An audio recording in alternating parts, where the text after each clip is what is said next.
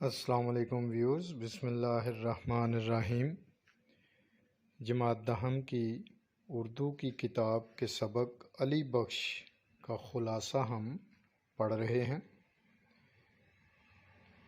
خلاصے میں مکمل سبق نہیں ہوتا، مکمل کہانی نہیں ہوتی، بلکہ اس کے خاص پوائنٹس جو ہیں ان پر بات کی جاتی ہے کہ جس سے کہانی کی سمجھ بھی آ جائے اور اس کو پورا بھی نہ لکھنا پڑے۔ تو یعنی ایسی باتیں جن کے بغیر مقصد اور عنوان جو ہے اس کو فرق نہ پڑتا ہو، ان کو جو ہے وہ خلاصے میں درج نہیں کیا جاتا۔ خلاصے میں ایسی باتوں کو درج کیا جاتا ہے کہ جن کے بغیر سبق کا جو ہے لب لباب سمجھ نہ آ سکے۔ تو آئیے علی بخش کا خلاصہ پڑھتے ہیں۔ علی بخش علامہ اقبال رحمۃ اللہ علیہ کے ذاتی ملازم تھے۔ ان کی زبانی مصنف نے علامہ محمد اقبال رحمۃ اللہ علیہ کی نجی زندگی کے بارے میں مختلف اور دلچسپ معلومات فراہم کی ہیں۔ ایک روز مصنف کسی کام کے سلسلے میں لاہور گیا تو خواجہ عبدالرحیم صاحب نے بتایا کہ علامہ اقبال رحمۃ اللہ علیہ کے ملازم علی بخش کو حکومت نے لیل پور میں 1 مربع زمین عطا کی ہے۔ کچھ لوگ اسے زمین کا قبضہ نہیں دے رہے۔ خواجہ صاحب نے مصنف کو علی بخش کی مدد کے لیے کہا۔ مصنف نے فوراً حامی بھر لی۔ خواجہ صاحب مصنف کو جاوید منزل لے گئے اور علی بخش کو ان کا تعارف کرواتے ہوئے زمین کا قبضہ چھڑوانے کا یقین دلایا۔ علی بخش ہچکچاتے ہوئے بولا، قبضہ لینے کے لیے لاہور سے جاتا ہوں تو جاوید کا نقصان ہوتا ہے، مگر خواجہ صاحب کے اصرار پر وہ 1 آدھ روز کے لیے جنگ جانے پر آمادہ ہو گیا۔ جب علی بخش کار میں مصنف کے ساتھ بیٹھ گیا تو مصنف نے سوچا کہ اگر علامہ اقبال رحمۃ اللہ علیہ علی بخش کی زندگی کا واقعی ایک جزو ہیں تو یہ جوہر عشق اور مشق کی طرح ظاہر ہو جائے گا۔ لہٰذا مصنف نے علی بخش سے علامہ اقبال رحمۃ اللہ علیہ کی زندگی کے بارے میں کوئی سوال نہ کیا۔ تھوڑی سی خاموشی کے بعد ایک سینما کے سامنے بھیڑ دیکھ کر علی بخش بولا کہ ڈاکٹر صاحب کہا کرتے تھے کہ مسجدوں کے سامنے کبھی ایسا رش نظر نہیں آیا۔ پان خریدنے کے لیے مصنف رکا تو بے ساختہ علی بخش بولا کہ ڈاکٹر صاحب کو پان پسند نہ تھے، البتہ حقہ خوب پیتے تھے۔ شیخو پورہ سے گزرتے ہوئے علی بخش کو یاد آیا کہ ڈاکٹر صاحب یہاں اپنے ایک مرید مسلمان تحصیلدار کی دعوت پر تشریف لائے تھے۔ مزید بتایا کہ ڈاکٹر صاحب پلاؤ، سیخ کباب اور پھلوں میں آم پسند کرتے تھے۔ وفات سے کچھ برس پہلے گلا بیٹھنے کی وجہ سے ان کا کھانا پینا بہت کم ہو گیا تھا۔ ڈاکٹر صاحب کی باتیں کرتے ہوئے علی بخش کی ایک نشے کی سی کیفیت تھی۔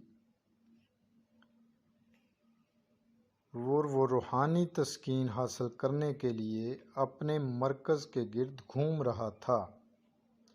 علی بخش نے بتایا کہ جب ڈاکٹر صاحب نے دم دیا وہ ان کے بالکل قریب تھا۔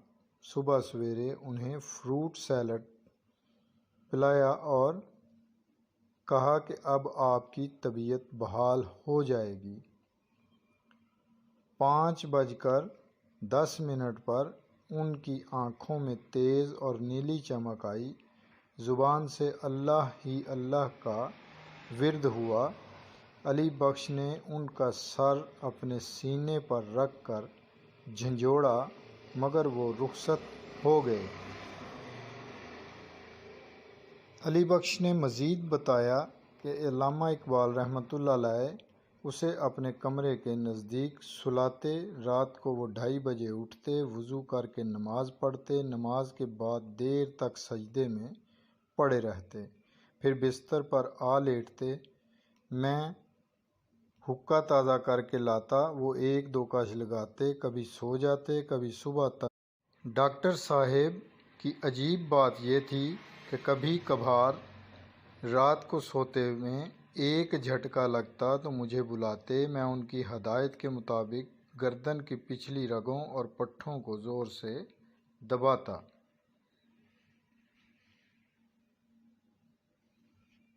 علی بخش نے مزید بتایا کہ ڈاکٹر صاحب درویش آدمی تھے،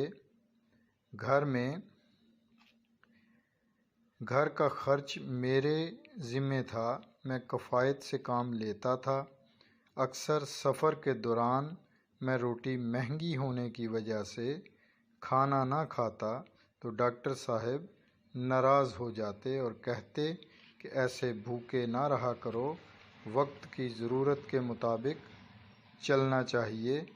علی بخش نے فخریہ جذبات کا اظہار کرتے ہوئے کہا کہ لیل پور کے ڈپٹی کمشنر، مال افسر صاحب اور سارا عملہ میری عزت کرتا ہے۔ ایک پولیس افسر مجھے گلے لگا کر روتا رہا، یہ ساری عزت ڈاکٹر صاحب کی وجہ سے ہے۔ مصنف جھنگ پہنچا تو ایک رات علی بخش کو اپنے ساتھ رکھا، پھر اگلی صبح ایک نہایت قابل اور فرض شناس مجسٹریٹ کپتان مہابت خان کے سپرد کر دیا۔ کپتان مہابت خان نے نہایت عقیدت سے علی بخش کو سینے سے لگایا اور اعلان کیا کہ وہ علی بخش کو اپنے ساتھ لیل پور لے جائے گا اور قبضہ دلا کر ہی لوٹے گا۔ بہت ہی پیاری باتیں اس سبق میں، اس کہانی میں مصنف نے لکھی۔ چونکہ خلاصے کی مجبوری ہوتی ہے، خلاصے میں ٹو دی پوائنٹ خاص باتیں ہی لکھنا مقصد ہوتا ہے، ورنہ اس کہانی کے کسی بھی پیراگراف کو کاٹ چھانٹ کرنے کی ہمت کسی میں نہیں، مگر مجبوری سے اسے کم کیا گیا ہے، شارٹ کٹ کیا گیا ہے، خاص باتیں اس میں درج کی گئی ہیں تاکہ خلاصے کی جو لب لباب ہے وہ حاصل کیا جا سکے۔ تو نہایت ہی ضروری ہے کہ ان باتوں کو آپ ذہن نشین رکھیں اور زندگی میں اس سے نصیحت اور وصیت اور سبق حاصل کریں اور کامیابی اور کامرانیوں کے لیے ان کو اپنی زندگی میں لاگو کریں۔ اللہ حافظ۔